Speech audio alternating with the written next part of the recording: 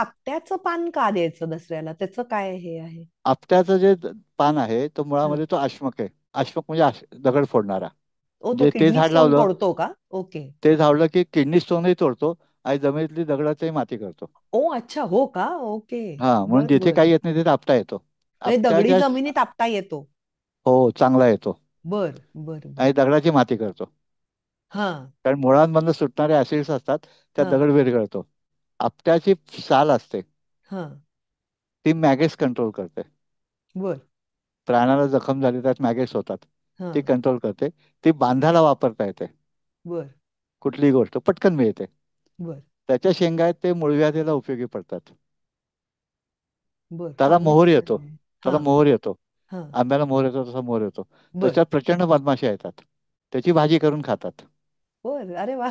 त्या फुलांची, त्याच्या पानांची बेडी करून पितात. ओ. ती बर बर. फुफ्फुसामधलं इन्फेक्शन जातं. अच्छा. हं. बर, म्हणजे तसे ती ते ती सर्व बिडी प्यावी संपूर्ण झाड आहे. फुफ्फुसांमध्ये प्रॉब्लेम असेल आणि तर. त्याला मोहर येण्याची प्रक्रिया जी आहे ती दसऱ्यानंतर आहे. मग तसं अच्छा. ब्रँचिंग तुटलं तर जास्त ब्रँचिंग येईल, आणि त्याला ब्रँचिंग आलं की मोहर येईल. मग ती पानं हा. कधी तुटतील, म्हणून दसऱ्याला काढायची. म्हणजे प्रत्येकातले शास्त्र जे आहे ना, ते आपण शोधायला गेलं तर सापडेल आपल्याला. पण मग त्या पानाचं काही करतात का? म्हणजे तुम्ही बिडी म्हणलात, पण ते जे आपण देवाणघेवाण करतो पानांची, हा, ते त्याचं काही प्रतीक आहे. करतात? नाही नाही, ते प्रतीक आहे कसलं, ऍप्रिशिएशनचं. बर. की मी मोठ्याला काय दिलं तर धन दिलं. हा. आणि ते तिळगुळ धन अशा मोठ्याने. तऱ्हेचं आहे कारण मोहर हा येईल आणि छान जाड लागेल आणि असं. हा. आणि मी मोठ्याने अप्रिशिएट केलं. म्हणजे मला काय व्हायला, माझ्या वडिलांना, माझ्या सिनियर माणसांना सोन्याचं पान दिलं. हम्म. प्रतीक येते म्हणजे पुढे मी सोनं देणार आहे, ती सवय लागली पाहिजे. तसं तसं. हा हा आणि मग मोठ्याने त्याला काय द्यायचं, संक्रांतीला तिळगुळ द्यायचा. हा. तिळगुळ लहानाने मोठ्याने द्यायचा, मोठ्याने नाही. लहानाला द्यायचा. हा आणि सोनं लहानाने मोठ्याला द्यायचं.